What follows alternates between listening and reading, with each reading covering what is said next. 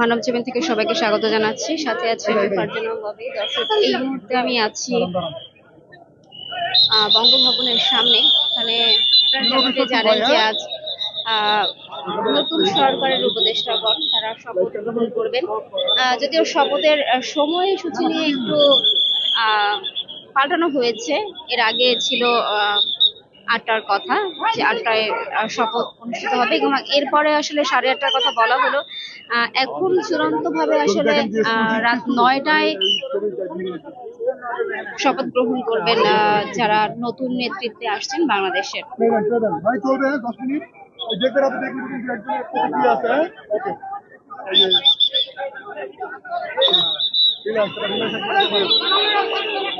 দর্শক, আপনারা দেখতে পাচ্ছেন যে শপথ অনুষ্ঠানটি ঘিরে এখানে কিন্তু মিডিয়া কর্মী থেকে শুরু করে সাধারণ মানুষের ভিড় দেখা যাচ্ছে, এবং সবাই খুব উৎসুকভাবে অপেক্ষা করছেন। এবং আইন শৃঙ্খলা রক্ষাকারী বাহিনী তারা আসলে খুব চেষ্টা করছেন এখানকার পরিস্থিতি নিয়ন্ত্রণে রাখার জন্য।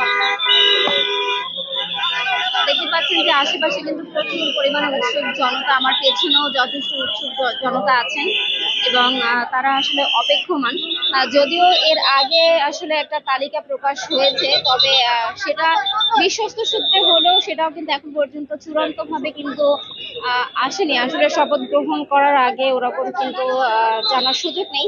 তবে যে বিশ্বস্ত সূত্রটির খবর মোতাবেক অন্তর্বর্তীকালীন সরকারের প্রধান উপদেষ্টা, সেটার কথা আসলে সবাই জানেন। এর আগে গত কয়েকদিন ধরেই ডক্টর মোহাম্মদ ইউনূসকে নিয়ে আলোচনা হচ্ছে, এবং তিনি যে অন্তর্বর্তীকালীন সরকারের প্রধান উপদেষ্টা হতে যাচ্ছেন সেটা কিন্তু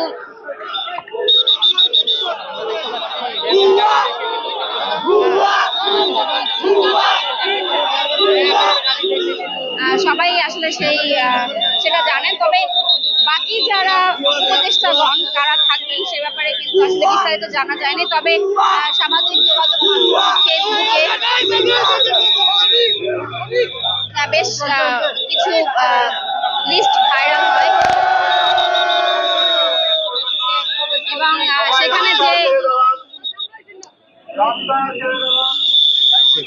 সেখানে যে তালিকা আসলে আসে সেটা আসলে ভিন্নতা রয়েছে। তবে বর্তমানে যে তালিকাটি এখন আসলে সামাজিক যোগাযোগ মাধ্যম কিংবা বিভিন্ন সেটা আসলে যদিও সংবাদ মাধ্যমের তরফ থেকে বলা হচ্ছে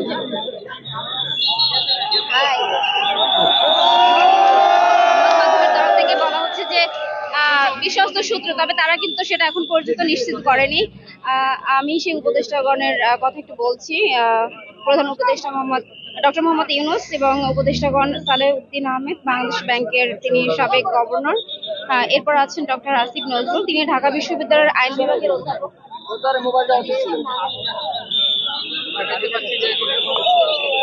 আদিলুর রহমান খান, তিনি মানবাধিকার সংগঠক।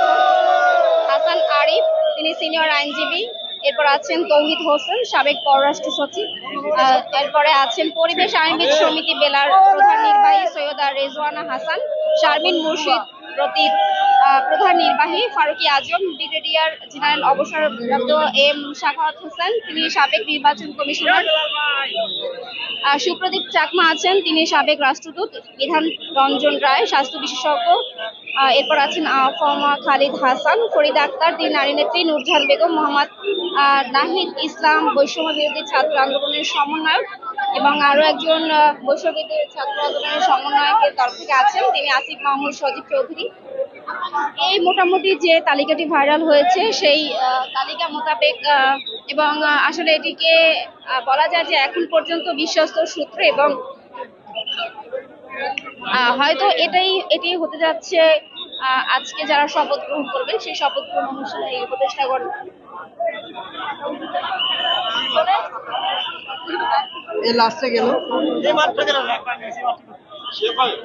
আসলে অনেকক্ষণ ধরে অপেক্ষমান ছিলেন। এখানে সাধারণ মানুষ থেকে শুরু করে যারা সংবাদ মাধ্যমে কাজ করেন তারা অপেক্ষমান ছিলেন, এবং মাত্রই আসলে উপদেষ্টাগণ এখানে পৌঁছেছেন, এবং এর আগে যারা এই অনুষ্ঠানে যারা উপস্থিত থাকবেন প্রায় 400 জন বিভিন্ন শ্রেণী পেশার মানুষ এই অনুষ্ঠানে শপথ অনুষ্ঠানে উপস্থিত থাকবেন এবং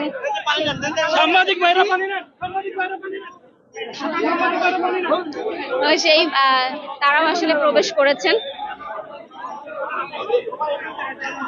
যেহেতু তারা সবাই এখানে চলে এসেছেন, সুতরাং বলা যায় যে নির্ধারিত যে সময় 9টা, সেই সময়ের মধ্যে আসলে শপথ অনুষ্ঠান অনুষ্ঠিত হতে পারবে।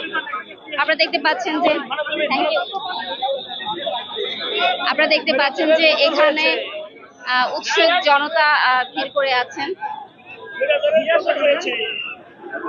এবং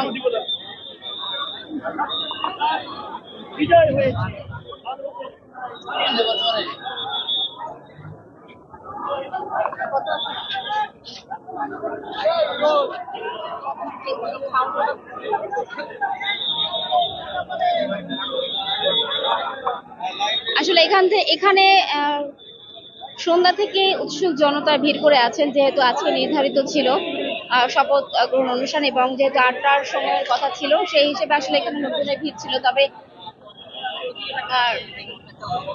সঙ্গত কারণেই সেটা আসলে 8টার সময় অনুষ্ঠিত হওয়া সম্ভব হয়নি এবং এই কারণে 9টার সময় অনুষ্ঠিত হওয়ার কথা এবং সেই মোতাবেকে আসলে অনুষ্ঠিত হতে যাচ্ছে বলে মনে হচ্ছে। এর আগে আপনারা জানেন যে গত 5 তারিখ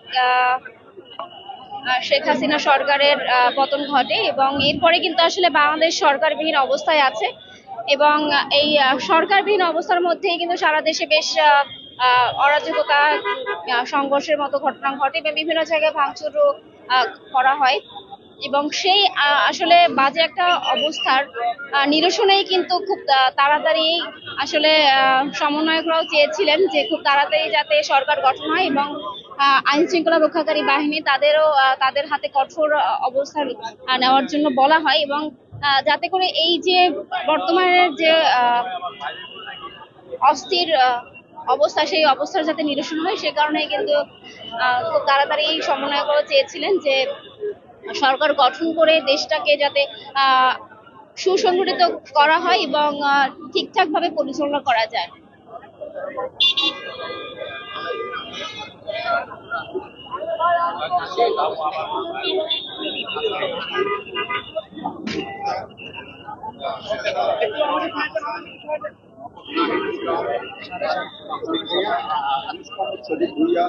ব্রিগেডিয়ার জেনারেল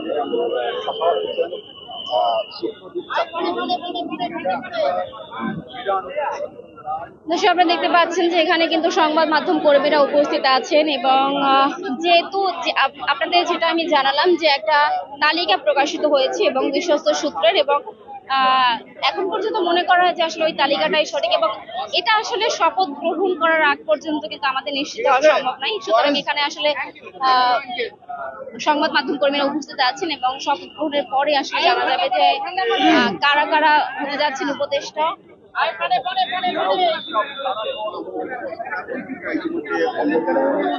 দর্শক, এই ছিল বঙ্গভবন থেকে সর্বশেষ। এতক্ষণ আপনাদের সাথে ছিলাম আমি ফারজানা ববি। মানব জমিনের সাথে থাকার জন্য ধন্যবাদ।